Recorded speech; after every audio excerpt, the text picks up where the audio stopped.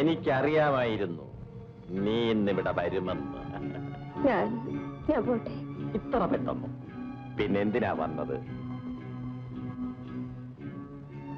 പ്രായം തികഞ്ഞ ഒരു പെണ്ണ് അർദ്ധരാത്രി ആരുമില്ലാത്ത ഒരു സ്ഥലത്ത് ഒറ്റയ്ക്ക് വന്നു. കുറ്റം എന്റേതാണോ? വന്ന നിലയ്ക്ക് നിരാശയായി നീ തിരിച്ചു പോകരുത്. മുതലാളി, എനിക്ക് പോകണം. പോകാമല്ലോ, ഞാൻ പറഞ്ഞയക്കുമ്പോൾ. നീ പേടിക്കണ്ട, നിനക്ക് വേണ്ടി ഞാൻ എന്തും ചെയ്യും. എന്തും.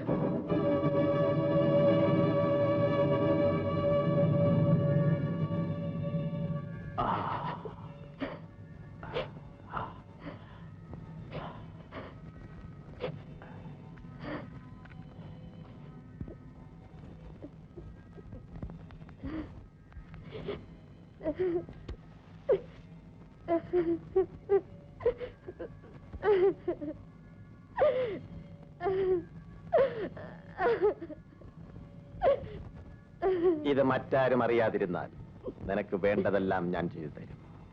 മറിച്ചായാൽ എന്നെ അറിയാമല്ലോ.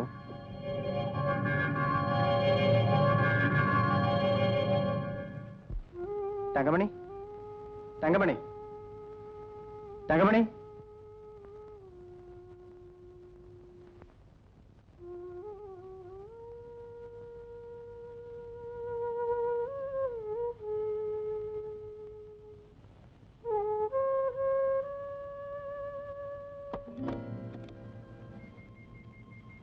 തങ്കമണി, എന്നോട് എന്തിനാ എത്ര ദേഷ്യം? ഞാൻ എന്ത് തെറ്റാ ചെയ്ത്?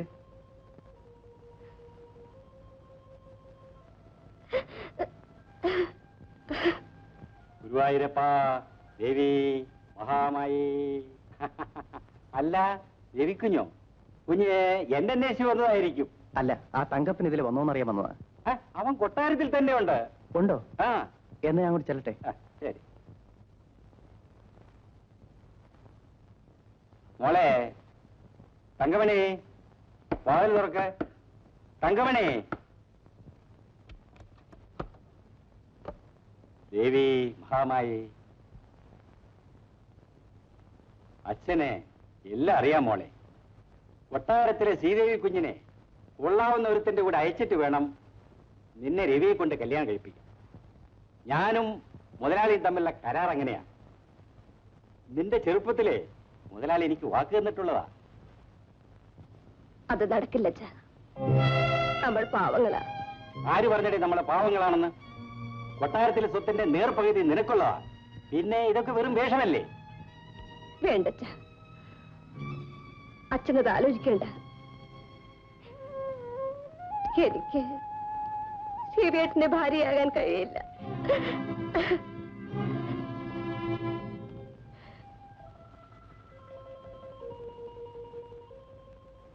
എല്ലാവരോടും പാട്ട ഒഴിയാനാ മുതലാളി പറഞ്ഞിരിക്കുന്നത്.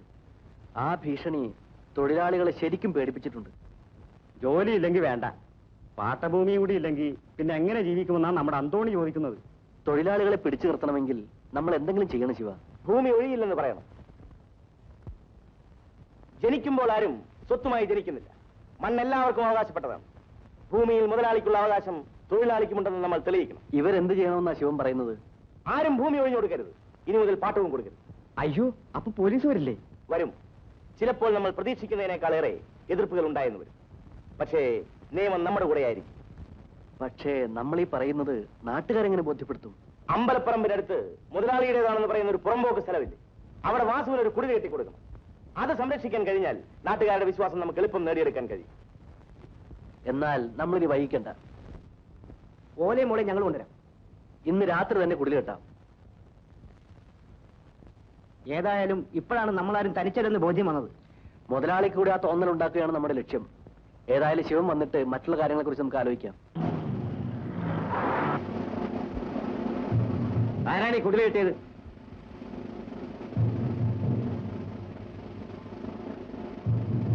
ചോദിച്ച വീട്ടിലെ ആരാണെന്ന്? ഇത് വാസുവിന്റെ വീടാണ്. പൊളിച്ചു മാറ്റടാ. ഇതൊരാളുടെ വീടാണ്, പൊളിച്ചു മാറ്റാൻ പറ്റില്ല. നീ ആരോട് പറയാൻ? മാറിയിക്ക്, പൊളിച്ചു മാറ്റടാ. വാസുവിന് സംസാരിക്കാൻ കഴിയില്ല.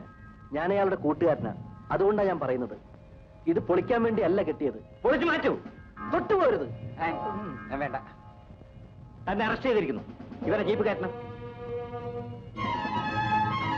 പൊളിച്ചു മാറ്റൂ.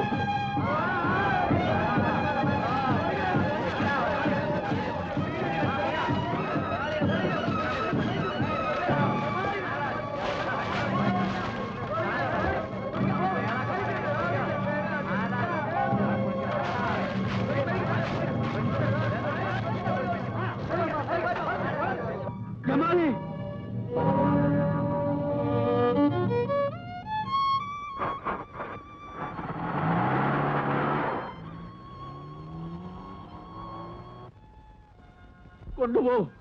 കൊണ്ടുപോയി എല്ലാവരും കൂടെ അവനെ ഇടിച്ച് കൊല്ലട്ടെ.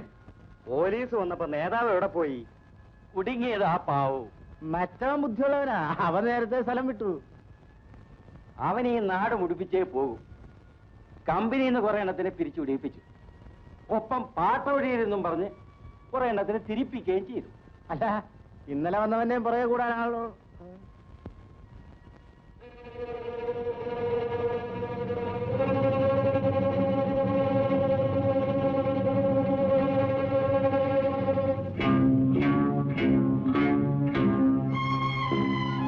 നിങ്ങൾ ഒറ്റൊരുത്തനതിന് കാരണം.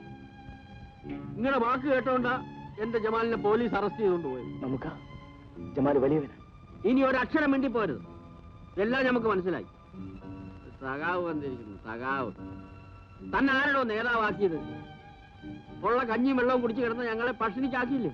ഇല്ലേ? എന്തിനാ സംസാരിച്ചിരിക്കുന്ന മമ്മൂട്ടി? ഒടുക്കവന്റെ എവിടത്തൊന്ന് ഇവനെ തല്ലി എന്റെ കൈ പുഴുക്കും. നശിച്ചവൻ.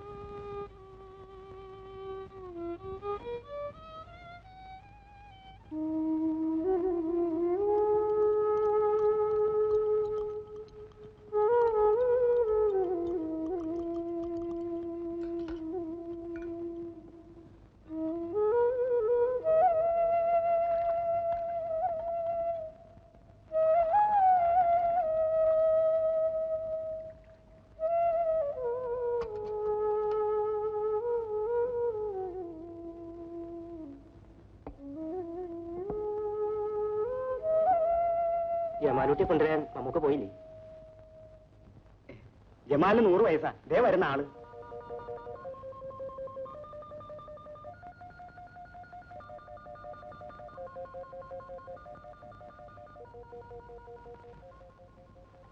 നിന്റെ മോനെ ആ ചൈത്താന്മാര് വല്ലതും ചെയ്ത? ഇല്ല പാപ്പ, അവരെന്നെ ഒന്നും ചെയ്തില്ല.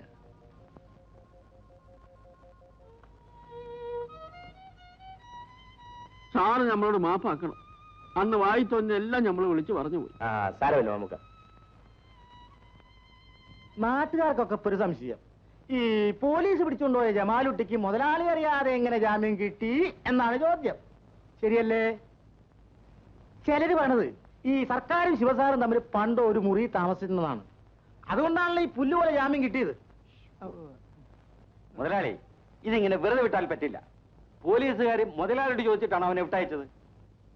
എന്തായാലും പോലീസിന്റെ കയ്യിൽ കിട്ടിയാലൊക്കെ അവരൊന്ന് പെരുമാറി കാണും. പക്ഷെ ജമാലുട്ടുണ്ടല്ലോ, നല്ല അങ്കുറ്റുള്ളവനാ. പോലീസിന്റെ മുമ്പിൽ ഒരു കൂസലും ഇല്ലാണ്ടല്ലേ അവൻ നിന്നത്, സമ്മതിക്കണം. ഈ നാട്ടിൽ ശിവന് താങ്ങും തള്ളും നൽകുന്നത് അവൻ മാത്രമാണ്. ഞാനത് നേരത്തെ മനസ്സിലാക്കിയതാ. സത്യത്തിൽ ആദ്യം പാഠം പഠിപ്പിക്കേണ്ടത് അവനെയാണ്. തങ്കവേണ്ട അച്ഛൻ ഇപ്പൊ പറഞ്ഞതൊരു ബുദ്ധിയാ. നീർക്കോലി ആവുമ്പോ പേടിക്കാതെ അടിക്കാം, മറ്റവനാണെങ്കിൽ തിരിഞ്ഞു കൊത്തും. വെളിച്ചപ്പാടെ, നാളെ നേരം വെളുക്കുമ്പോൾ അവന്റെ ശവം ചാവടി മുറ്റത്ത് കിടക്കണം. കൊലക്കുറ്റത്തിന് ശിവനെ പോലീസ് അറസ്റ്റ് ചെയ്യണം. എന്തൊരു ബുദ്ധി, എന്തൊരു ബുദ്ധി! ഒരു വെട്ടിക്ക് 2 പക്ഷി. ശിഷ്യൻ ചത്തും പോകും, ശിവൻ അകത്തും പോകും. എന്തൊക്കെയായാലും മുതലാളി മുതലാളി തന്നെയാണോ? വെളിച്ചപ്പാടെ, മനസ്സിലായി. ഞാൻ ആ വർഗീസിനെയും കൂട്ടുകാരെയും ഇങ്ങോട്ട് പറഞ്ഞയക്കാം.